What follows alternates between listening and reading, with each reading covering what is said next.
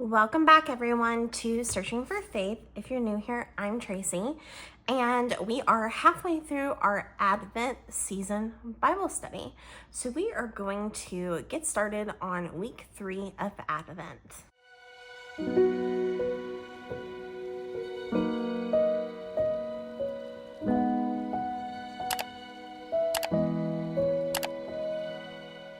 All right, Advent week 3 is our Joy Week, our Shepherd's Week, and we are going to be reading the passages Luke 2, 1 through 20. So just like in past week's videos, what we're going to do is I am going to study the scripture using my journaling Bible, write my notes. I'm going to use my study Bibles, my Apologetics study Bible, as well as my New Oxford Annotated Bible to take notes. I'll also refer to the Enduring Word commentary online. And then once I'm done taking my notes and my study, which will be sped through to music for you guys to follow along, we will break down my notes and key takeaways from this passage. Okay, so let's get started.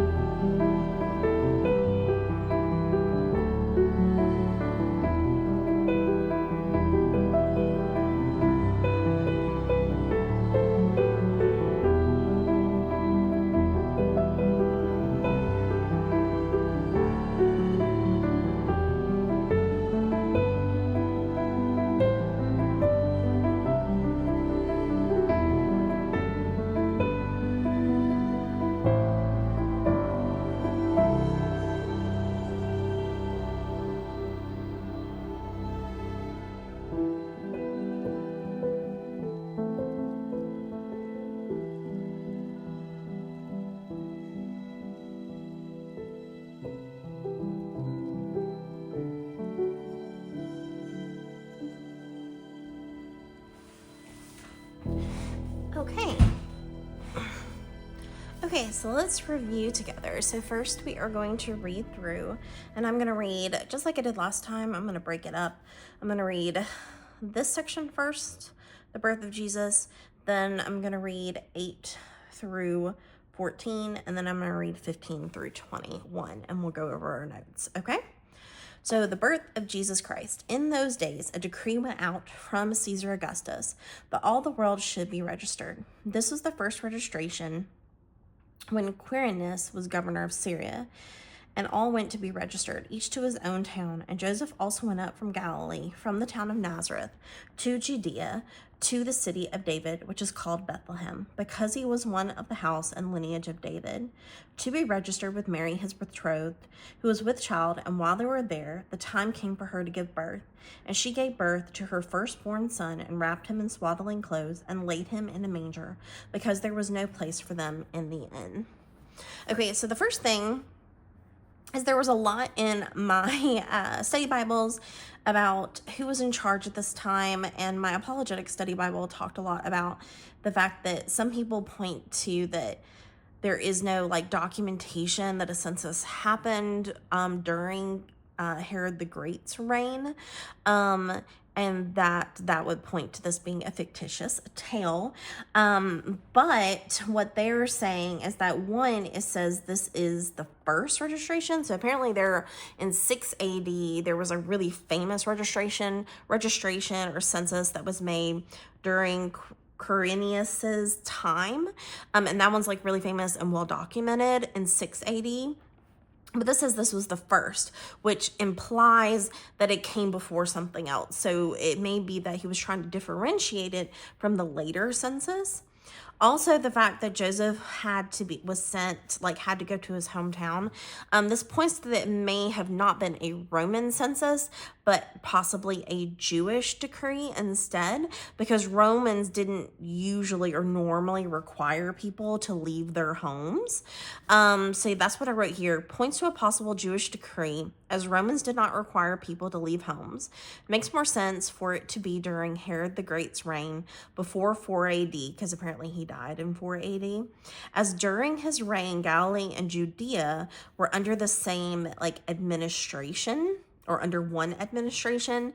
But apparently after 4 AD, when the second census happened, later on, I think Judea or Galilee was under Roman rule. I'm not 100% understanding it, so if you're a history buff and you want to correct me, please do. But basically, apologetics wise, it's saying that it is not referring to the 6 AD one. It is basically, people like to use this as a contradiction. They like to say, okay, the Herod the Great died in 4 AD, so there's no way this could be referring to the famous census in 6 AD because this happened too early. There's contradictions here.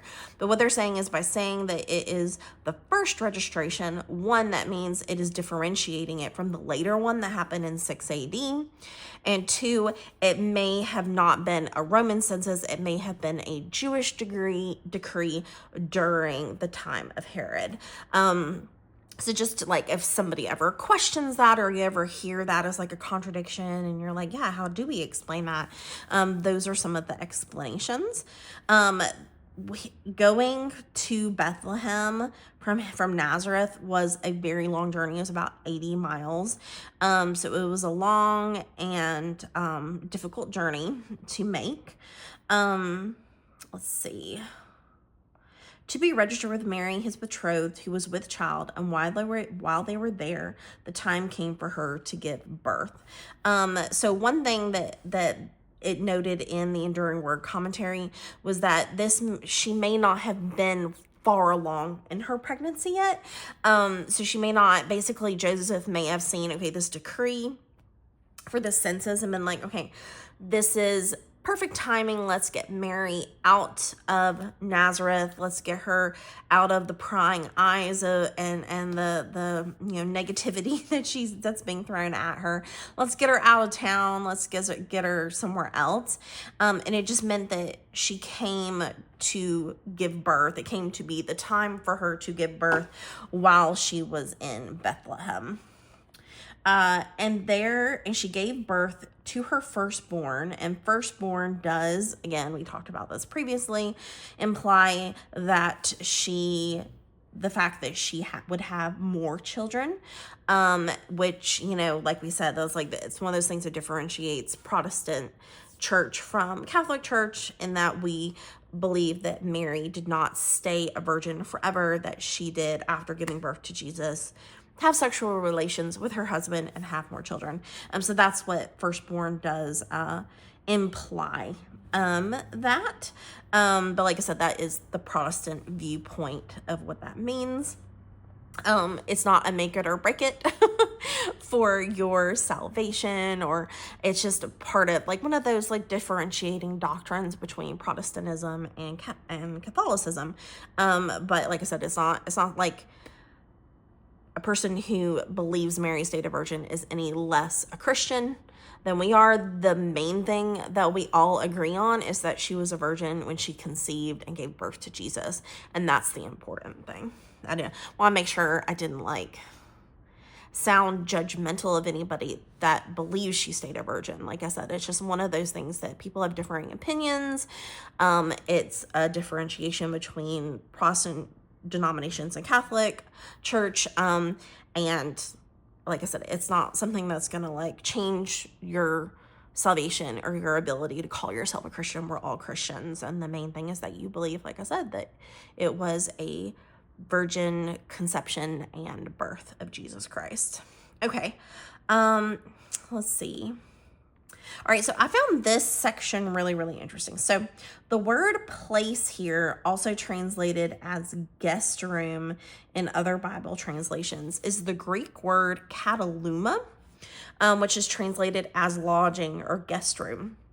And then this also goes back to the apologetic argument that some people may say that this is another, like, example of this must be a fictitious story because Bethlehem wasn't on a main road. It wouldn't have been a big enough city to have what we would call an inn or a hotel, or, whatever term you want to think of as it would have been during that day. But it wouldn't have necessarily been an inn. It would have just been them sharing a room in someone's private residence.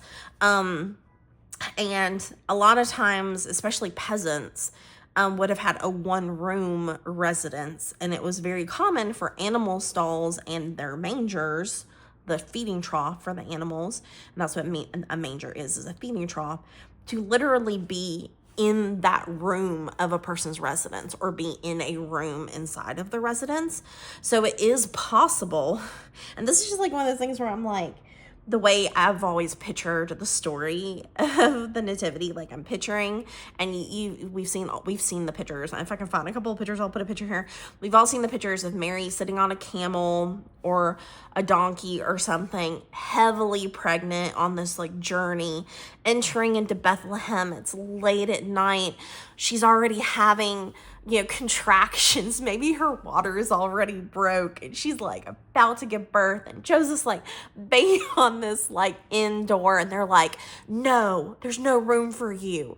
Get out. And then they have to go to a barn or a cave and give birth. So that's the way, like, I feel like it's been told my whole life and the way I've always pictured it. But it is highly possible that they got to Bethlehem far before she gave birth, and that they were already there staying in a residence, a private residence.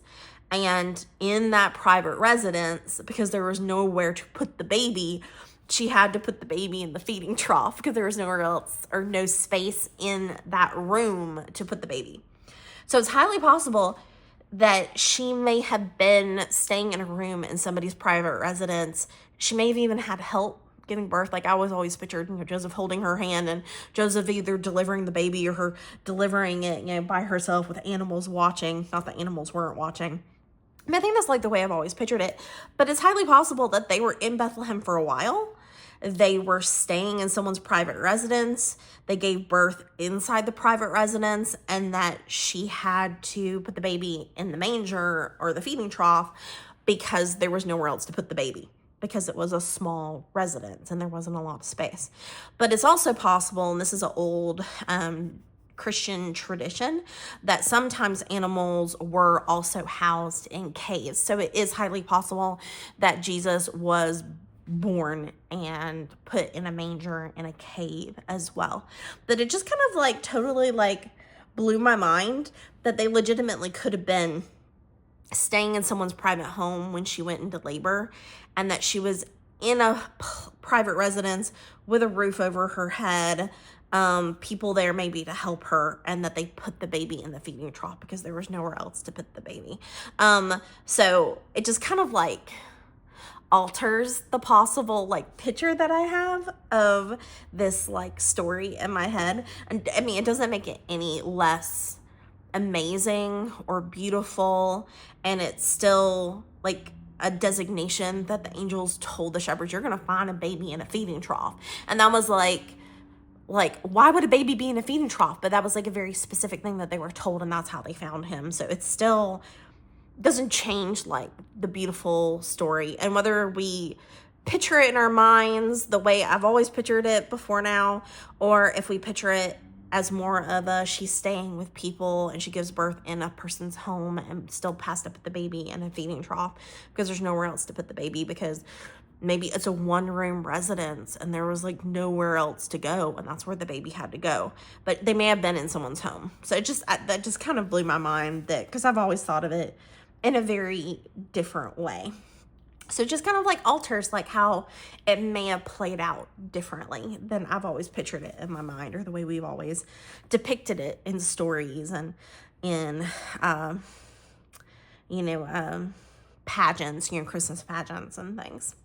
All right, so let's move on to this next section where the shepherds are visited by the angels in the fields. And in the same region, there were shepherds out in the field, keeping watch over their flock by night.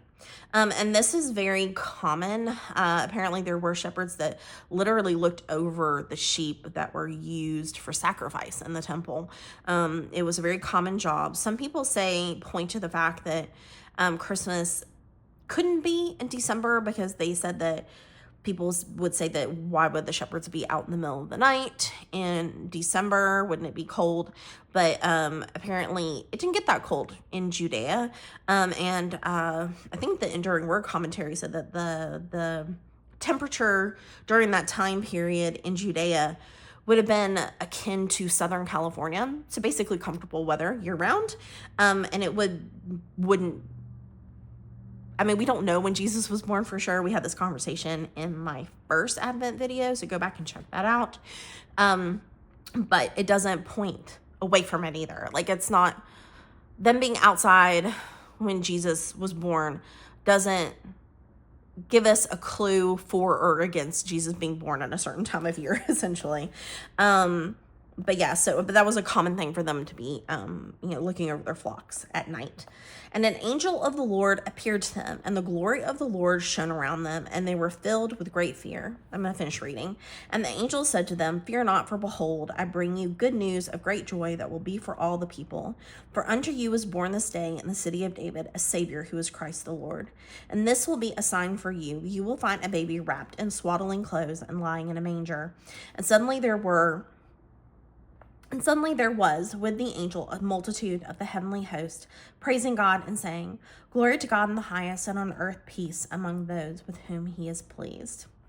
Okay, so this is the big section right here, okay? So Jesus was, and I'm going to read you my notes right here.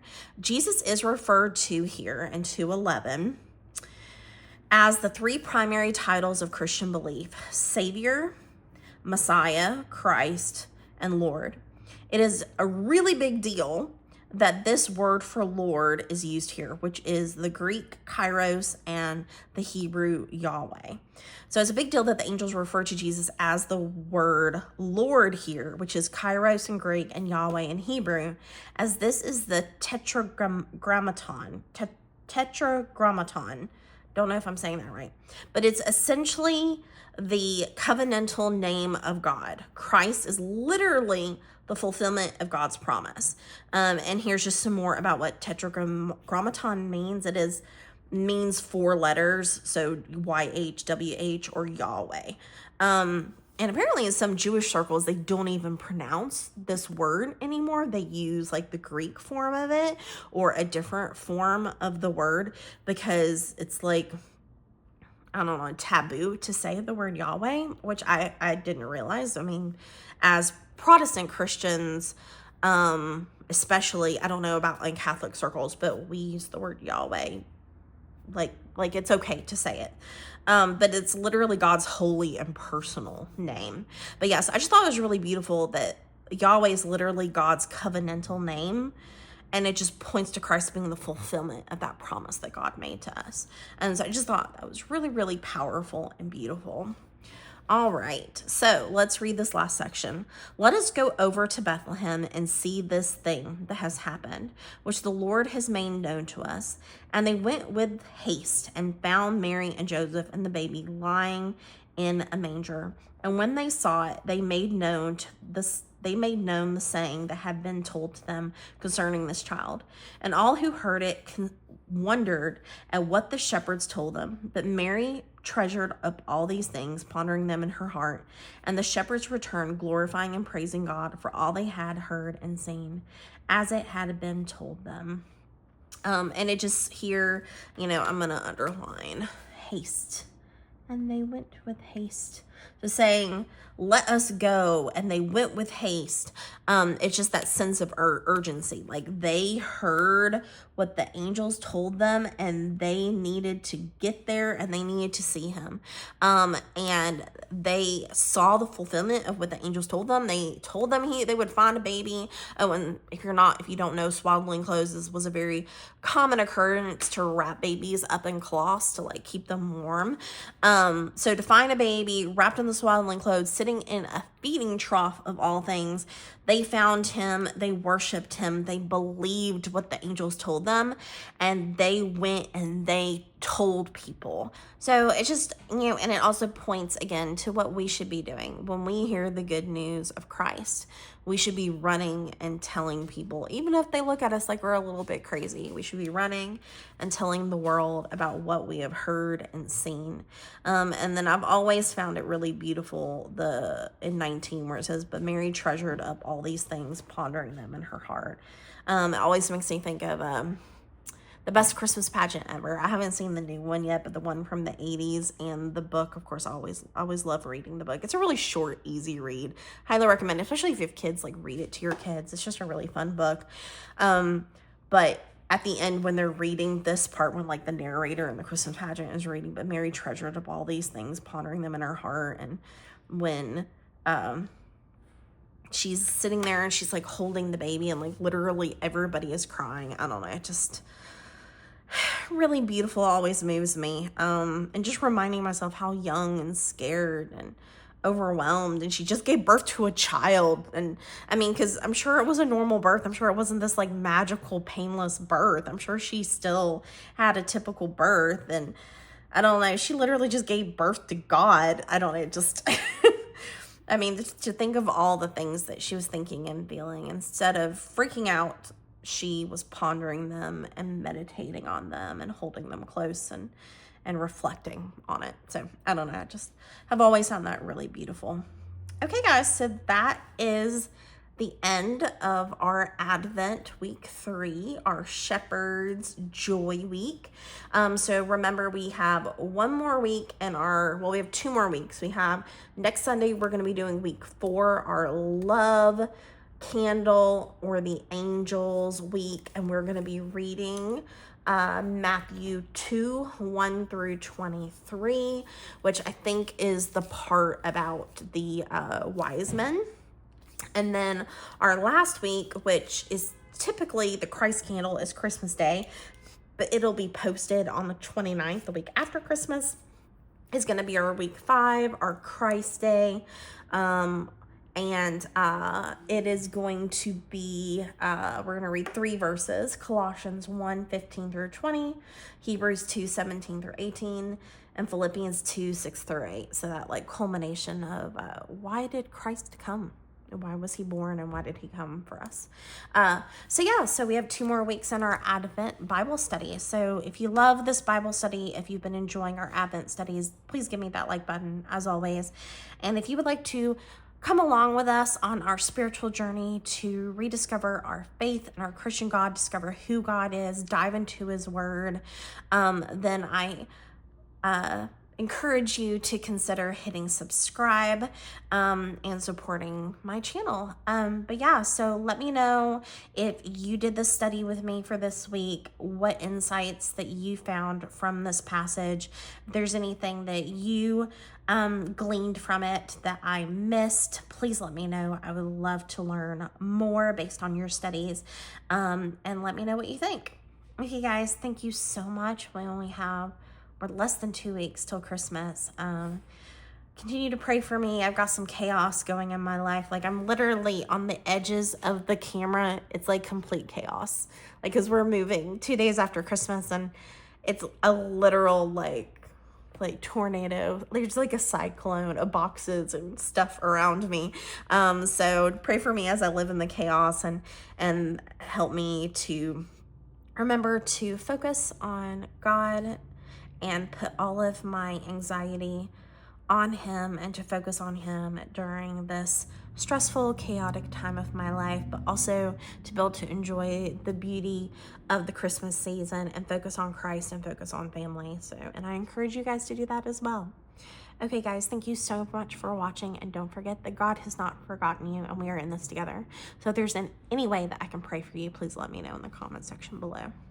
Okay, guys, have a wonderful week, and I'll see you in the next one. I'm hoping to post my Christmas decorate with me and Christmas traditions vlog this week, so stay tuned for that.